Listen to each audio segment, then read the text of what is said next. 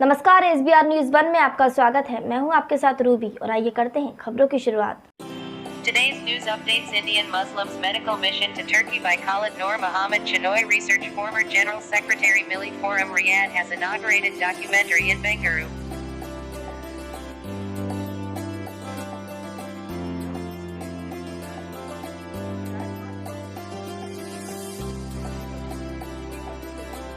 कुछ तस्हीहात हैं। मैं हूँ रियाद से, भी ताल्लुक़ था, वैसे भी रस्मी ताल्लुक़ भी था,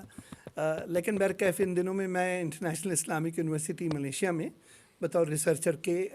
अपनी तालीम को आगे बढ़ा रहा हूँ। जो डॉक्यूमेंट्री दिखाई गई है या दिखाने की कोशिश की गई है वो खिलाफत मूवमेंट से कुछ साल पहले के वाक़यात को कवर कर रही है। इंशाअल्लाह इसकी जो दूसरी किस्त होगी या किस्तें जो होंगी उसके अंदर खिलाफत मूवमेंट को भी पूरी इंशाअल्लाह अज़ीज़ तफसील से कवर करेंगे। लेकिन इस वक्त पे ये जो डॉक्यूमेंट्री थी वो मुख्तार अहमद अंसारी और उनसे पहले जिन लोगों ने, हिंदुस्तानी डॉक्टरों ने और हिंदुस्तानी जो मेडिकल टीम्स जो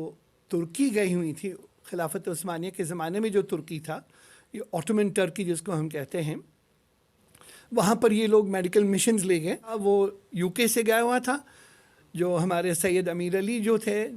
राइट ऑनरेबल जस्टिस अमीर अली जो थे, उन्होंने ऑर्गेनाइज़ किया, इसको फ़ंड किया था आगा ख़ान ने और निज़ाम हैदराबाद ने। दूसरी एक मेडिकल मिशन गई थी 1912 में, ये जो पहली वाली थी यूके से जो गई थी वो 1911 में, लेकिन ये सब हिंदुस्तानी डॉक्टर थे बेशतर उसमें से। और जो 1912 में मुंबई से एक मेडिकल मिशन गई, और चंद महीनों के बाद एक मेडिकल मिशन जो मुख्तार अहमद अंसारी के ज़ेर सरपरस्ती जो मेडिकल मिशन भेजी गई थी, वो दिसंबर के आखिरी तारीख को वो इस्तांबुल पहुँचे। ये डॉक्यूमेंट्री उन चीज़ों को कवर करता है कि भी उन्होंने कैसे लोगों को वॉलंटियर की शक्ल में शामिल किया था इसमें, और फिर मौलाना शौकत अली का क्या रोल था पैसे जमा करने में, और मौलाना मोहम्मद अली जौहर ने कैसे इस पूरे मिशन को अपने अखबार कॉमरेड के ज़रिए फ़रोग़ दिया और हिंदुस्तानी मुसलमानों के अंदर एक अजीब सा जोश दिलाया कि भाई हिंदुस्तान के मुसलमान खिलाफत उस्मानिया के जो उस वक्त पे बल्कान की जंगें जो चल रही थी, उनके जो बीमार और उनमें जो लोग हिजरत करके आ रहे थे, उनकी तीमारदारी में जो रोल उन्होंने अदा किया, ये वाकई रोंगटे खड़ा देने वाली एक कहानी है। और किस तरह से माशाल्लाह उन्होंने 6 महीने की मुद्दत में कई हस्पताल वहाँ कायम किए, और यही नहीं कि हस्पताल कायम किए कि इलाज का मेयार इस कदर उम्दा था कि 300 मरीज़ों में सिर्फ़ एक मौत की वाक़या पेश आया। यानी इस कदर नज़ाफ़त का और इस कदर यानी अच्छे से अच्छे इंतज़ाम का सबूत उन्होंने पेश किया। और फिर जब वो वापस आए तो मुंबई में किस तरह अल्लामा शिबली ने उनके नाम पर खैर मकदम में डॉक्टर अंसारी पर जो एक नज़म जो आपने पेश की, वो भी इस डॉक्यूमेंट्री में कवर की गई है। उसके उर्दू और अंग्रेज़ी तर्जुमे को सामने रखकर उर्दू को और अंग्रेज़ी तर्जुमे को भी इसमें शामिल किया। फिर किस तरह से वो दिल्ली में उनको जो है हज़ारों यानी 30,000 की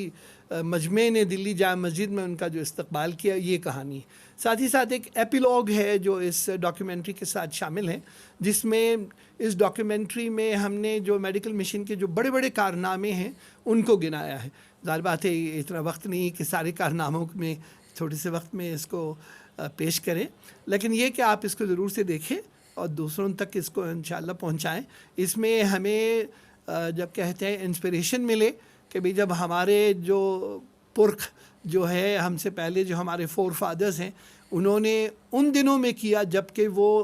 ब्रिटेन के एक कॉलोनी थे, तो हम तो इन दिनों में तो आज़ाद हैं, हम तो एक आज़ाद मुल्क के बाशिंदे हैं। हमें तो अब चाहिए कि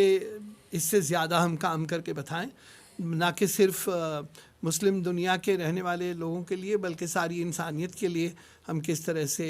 खैर उम्मा साबित हो सकते हैं। कितनी मेहनत से आपने ये डॉक्यूमेंट्री बनाई और कितना अरसा लगा? असल में मुझे तो मवाद जमा करने में साल भर से ज़्यादा लगा, यानी जो एविडेंस जमा करने में, बल्कि जो असल में इस पे जो सेमिनल वर्क है, जो असल किताब है, जो यानी जिसमें अंदर ये सारी चीज़ें जमा की हैं, तुर्की के एक एम्बेसडर थे बुराक अब चपार के नाम से, इन्होंने दिल्ली के आर्काइव्स में, जामिया मिलिया के आर्काइव्स के ज़रिए جو مختار احمد انصاری کے جو خطوط ہیں ان سب کو جمع کیا جو کامریڈ میں چھپے تھے، ان سب کو جمع کر کے ان سب کو ایک جگہ صاف کر کے یعنی کمپائل کر کے اپنی کتاب انہوں نے شائع کی people's mission to Ottoman Turkey کے نام سے۔ پھر علامہ شبلی پر جو حیات شبلی سید سلیمان ندوی نے جو لکھی ان سے بھی میں نے استفادہ کیا، اور پھر ترکی کی ریڈ کرسنٹ سوسائٹی کی جرنل چھپتی ہے اس میں بھی ان واقعات کو درج کیا گیا ہے۔ تصویریں مجھے ایسے بھی کچھ لوگوں نے بھیجی ہیں اس ملک سے بھی اور اس ملک سے باہر سے بھی، جن کے والد کے ماموں یا ان کے نانا اس ٹیم میں شامل تھے، اور مجھے خود نہیں معلوم تھا ابھی حال تک کہ ہمارے یہاں کے مشہور جو ایک گانے والے ہیں، غزل کے مشہور گانے والے ہیں طلعت محمود، ان کے والد بھی اس میں شامل تھے۔ تو اس طرح سے کئی چیزیں اس میں بطور یعنی معلومات کے انکشاف ہوا، اور پھر کس طرح سے انہوں نے اپنے ہندوستانی تشخص کو باقی رکھنے کے لیے انہوں نے جو ہے یونیفارم بھی اس طرح سے سلوائے کہ لباس سے پتہ چلے کہ یہ ہندوستانی ہے۔ اور پھر ان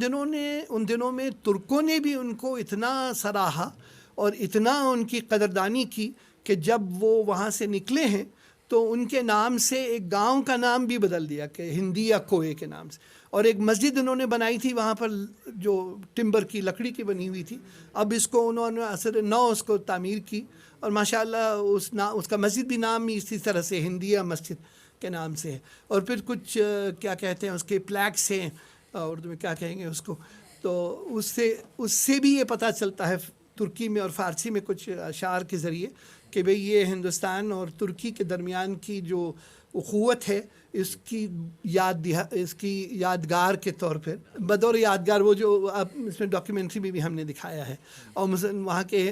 تو مطلب یہ کہ جو میڈیکل مشن گیا وہ صرف بیماروں کی تیمارداری ہی نہیں کیا، بلکہ بہت سے ایسے کام کیے جس سے کہ ہندوستانی مسلمانوں کے تعلق سے ترکوں کے اندر ہمیشہ کے لیے ایک طرح کی محبت اور ایک طرح کی انسیت اور الفت پیدا ہو۔ افسوس یہ کہ ہندوستانی مسلمانوں کو اس کے بارے میں نہیں معلوم، ترکوں میں اس کا شعور زیادہ ہے۔ کڑی محنتوں سے آپ نے ڈاکیومنٹری بنائی، تو آپ کا عین مقصد کیا ہے؟ مقصد یہی ہے کہ بھائی جو کام ہمارے لوگوں نے کیا ہے اس کی یہ من لم یشکر الناس لم یشکر اللہ، کہ بھی لوگوں کا شکر نہیں ادا کریں تو اللہ کا کیا شکر ادا کریں۔ اور اس میں یہ ایک بہت بڑا تاریخ کا ایک بہت بڑا مقصد یہ ہوتا ہے کہ ہم اس سے سبق حاصل کریں۔ آج بھی ایسے مواقع ہیں جہاں پر ہم لوگ اپنے ان پرکھوں کے اپنے فور فادرز کی جو ہمت ہے اور ولولہ ہے اس کو سامنے رکھتے ہوئے ہم آگے بڑھ سکتے ہیں، اور یہ کوئی ہیلا نہیں بنتا ہمارے لیے کہ بھئی ہم لوگ کیا کر سکتے ہیں۔ ان دنوں نے ان لوگوں نے کیا تو ان دنوں میں ہم لوگ بہتر حال میں ہیں بنسبت ان لوگوں کے، ہم اور بھی کر سکتے ہیں۔ اور میں تو یوں سمجھوں گا اگر آپ اس کو اجازت دیں کہنے کے لیے کہ ترکوں کو بھی یہ بتانا ہے کہ جب آپ کی خوشحالی کے دن آئے ہیں تو کچھ ہماری طرف بھی نگاہ کرم کریے۔